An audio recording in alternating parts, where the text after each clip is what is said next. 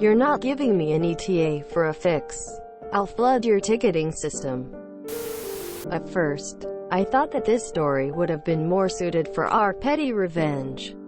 However, after reading our ProRevenge's Rule 1, in order for your story to be pro-revenge, it should involve you going out of your way and going above and beyond to get revenge. I decided that it's better suited here, as I feel that I clearly went above and beyond. Hopefully, you will find this story as amusing as my friends, and I find it 10 years later. This happened around 2012. Back then I used to live in Southern Europe, one of the Mediterranean countries. I was a university student in a remote, rural place. I had just moved to a new apartment and, naturally, my first order of business was to make sure that I have a running internet connection. The problem was that, due to the place I was living in being so remote, there was only one ISP provider available. You didn't like the provider? Too bad. Anyway, I signed the necessary paperwork in time, moved to the new place, set up the router and all, and thankfully my connection is fine. That is until day 3 or 4, when out of nowhere my internet connection dies. But my phone line was working normally. Okay, no probs. I call the ISP to open a ticket.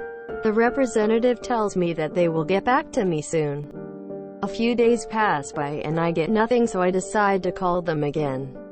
The representative tells me that they are still investigating the problem and that they will get back to me soon.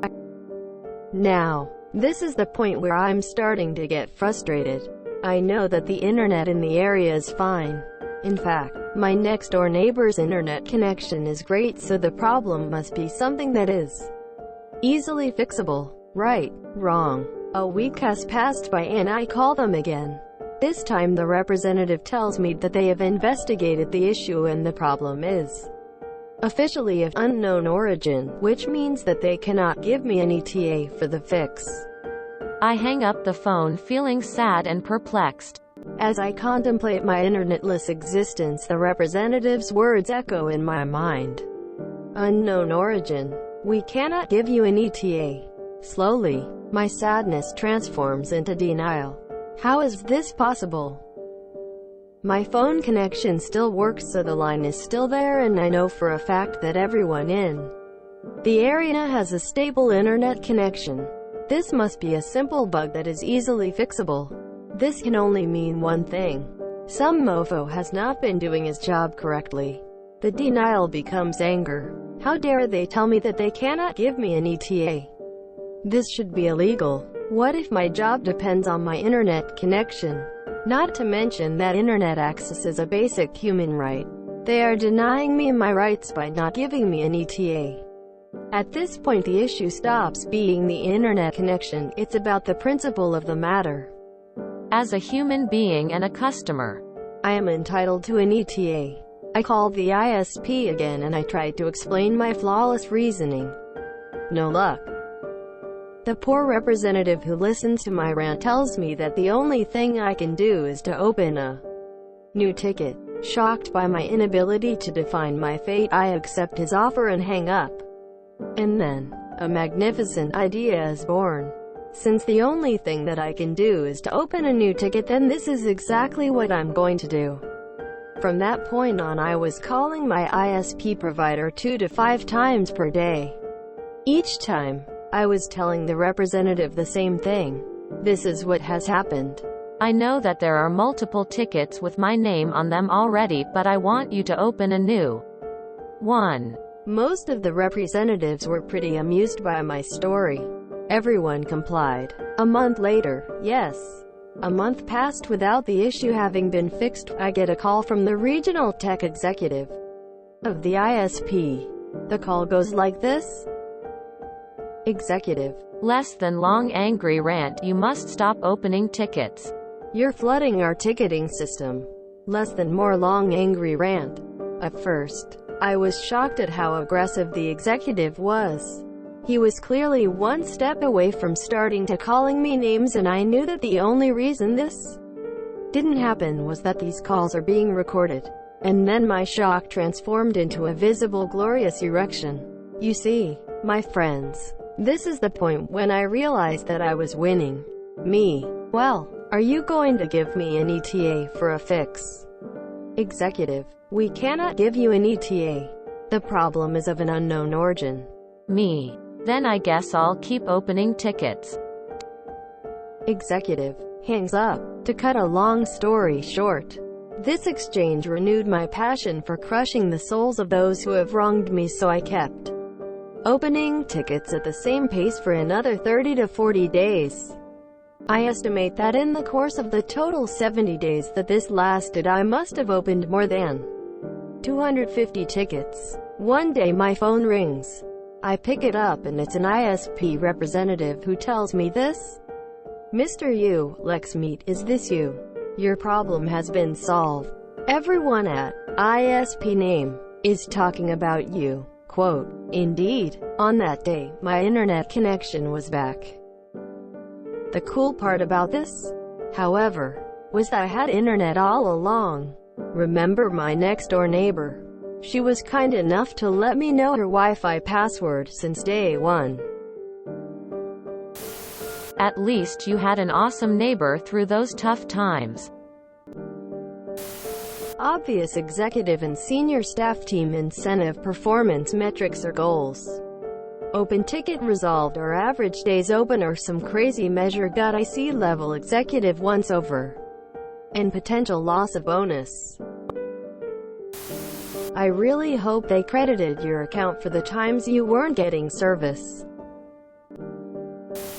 That's a lot of patience in your part.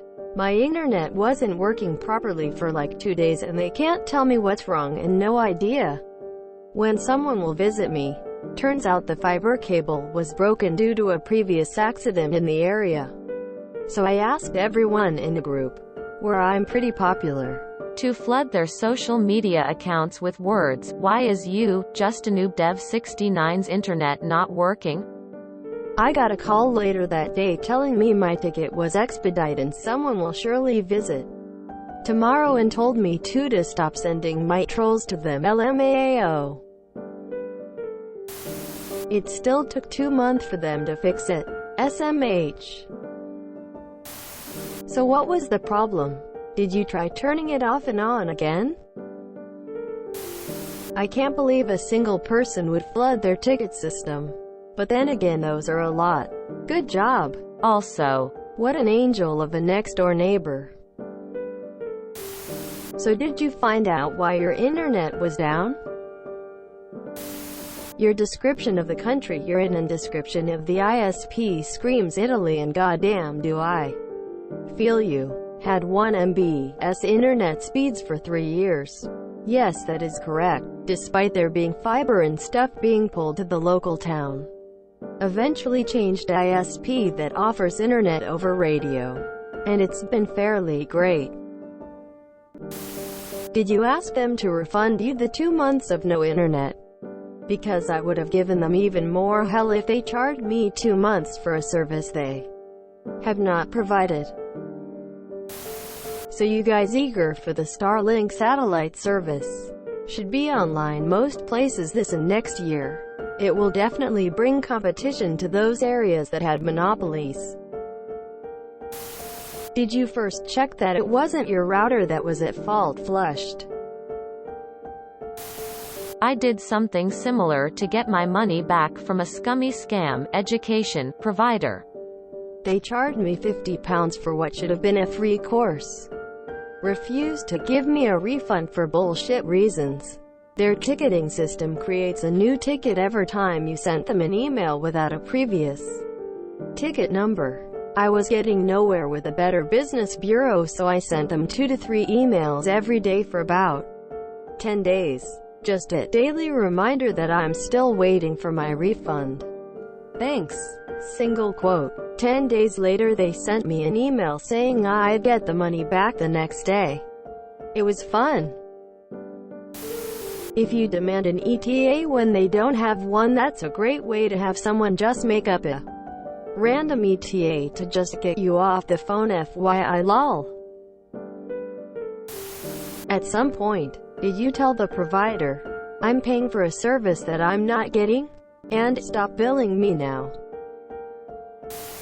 As someone who has worked in the ticket portion of customer service before, all they have to do is merge the new ticket S into the first ticket. When we had customers do this, all we did was roll our eyes, merge the ticket, and continue not being able to solve their problem cause a different team was needed to fix it and we literally couldn't do anything. It didn't affect our metrics because of merged ticket was marked as spam. And there was a macro, so it was literally like 2 seconds. So all you really costed them was whatever phone time they were paid for, and it probably didn't speed you up any because annoying customers were usually put on the bottom of the do not care list. I hope they sent follow-up messages asking you to rate their service for each ticket. Great revenge, man. Just a heads up for future tech support scenarios you may find yourself in. Doing this gets your issue either ignored or made a last priority.